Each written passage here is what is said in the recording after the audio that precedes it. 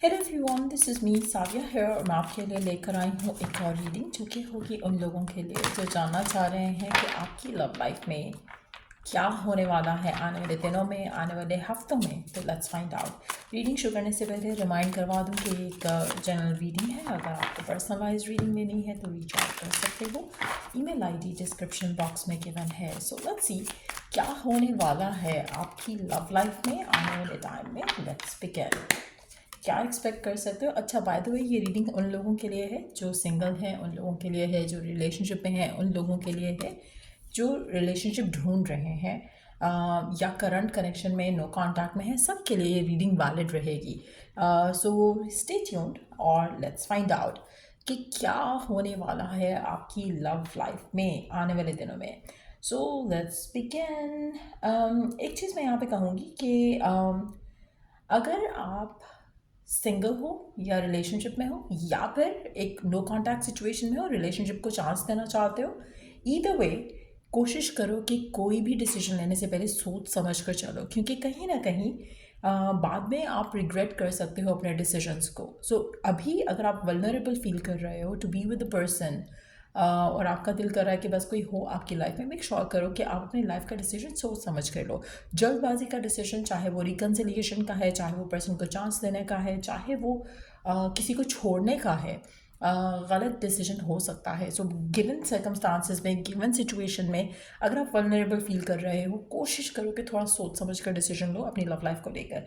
ज़्यादा वल्नरेबल जब फील कर रहे हो, ज़्यादा इमोशनल जब हो रहे हो, तो कोई डिसीजन मत लेना, क्योंकि वो आपके लिए सही नहीं रहेगा। क्योंकि आपको अपने डिसीजन का रिस्पॉन्सिबिलिटी लेनी पड़ेगी। सो कोशिश करो कि कोई भी डिसीजन लेना है उससे पहले जो है वो आप अपना जो है सोच लो, समझ लो, कॉन्टेम्पलेट कर लो अपने पास्ट एक्सपीरियंसेस को लेकर या एक्सपेक्टेशंस को लेकर, और what person has to offer उसको कंसिडर करते हुए डिसीजन लो।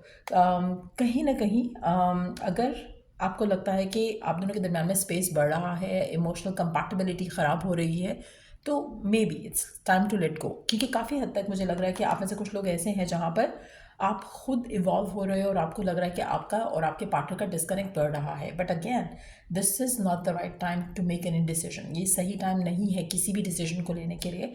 इसीलिए सोचो, समझो, फिर थोड़ा टाइम दो, फिर थोड़ा अंडरस्टैंड करने की कोशिश करो, and then eventually make a decision. तो कहने का मकसद ये है, राइट नाउ आपकी लव लाइफ में अगर कोई नया आता है, कोई करंट है या कोई एक्स है जिसके साथ रिकनसाइल करना चाहते हो, ईदर वे अभी कोई भी मेजर डिसीजन लेने का टाइम नहीं है। आप में से मेजॉरिटी लोगों के लिए ये टाइम है पेशेंस के साथ चलने का फ़िलहाल।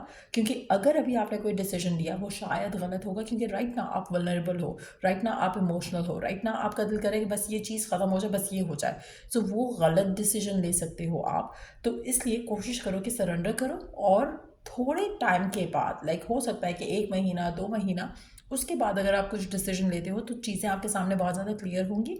आपके लिए राइट डिसीजन लेना आसान होगा, आपके लिए अपने एक्शंस और इमोशंस को कंट्रोल करना आसान रहेगा।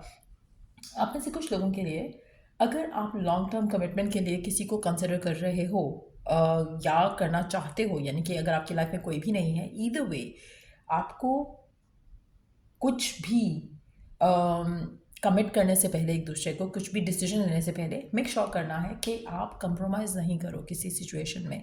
क्योंकि अगर आप कंप्रोमाइज़ करते हो, सेटल इन फॉर लेस करते हो, आप खुश नहीं रहोगे। So you have to know that. और कोशिश करो कि जो आपका फ्रेंडली एक फ्रेंडशिप है विद इन द रिलेशनशिप, उसके ऊपर ज़्यादा काम करो एज़ कम्पेयर टू किसी और चीज़ को लेकर। यानी कि अगर आपकी फ्रेंडशिप अच्छी होगी, आप दोनों ओपन अप होगे एक दूसरे को लेकर, और कहीं ना कहीं जो आपका कम्युनिकेशन है वो स्ट्रांग रहेगा थ्रू आउट द कनेक्शन, तो उससे आपके रिलेशनशिप में डेफिनेटली पॉजिटिव इफेक्ट आएगा।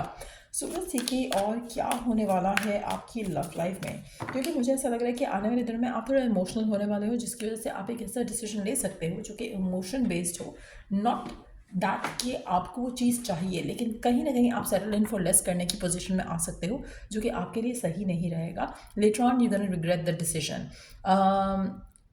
आप में से कुछ लोगों के लिए फाइनेंसेस और करियर आपकी लाइफ में इंपॉर्टेंट होने वाला है, या फिर आपके पार्टनर की लाइफ में इंपॉर्टेंट होने वाला है। सो अगर ऐसा होता है जहाँ पर आपकी और आपके पार्टनर के दरम्यान में चीज़ें थोड़ी आपको ऑफ लगती हैं, तो जानने की कोशिश करो कि रीज़न क्या है। अगर रीज़न फाइनेंसेस और करियर है, तो बी पेशेंट। अगर कुछ और रीज़न है, थर्ड पार्टी है, तो देन आप कोई डिसीजन ले सकते हो। लेकिन अगर आपको लगता है कि आपके पर्सन बिजी हैं, आपको टाइम नहीं दे रहे हैं, और अदर देन दैट कोई और मसला नहीं है, पर्सन रिस्पेक्टफुल है, मेक श्योर करता है कि दे आर देयर, या मेकअप करता है for when never they are not around, तो वो चीज़ें आपको थोड़ा अंडरस्टैंडिंग के साथ करना पड़ेगा, वो अंडरस्टैंड करना पड़ेगा आपको एक दूसरे के नेचर को। बट अगेन स्टिल, अगर आपको लगता है कि this is not something that you can handle, give it some more time.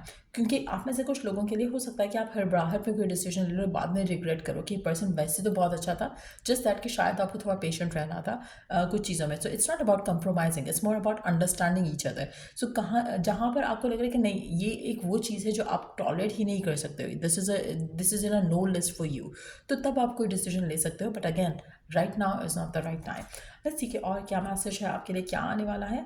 Your love life benefits as you forgive your parents. आप में से कुछ लोगों के लिए, अगर आप अपने पेरेंट्स को लेकर, किसी भी चीज़ को लेकर अपसेट हो उनसे, या उनके किसी डिसीजन से, सो कोशिश करो कि फॉरगिव एंड मूव ऑन।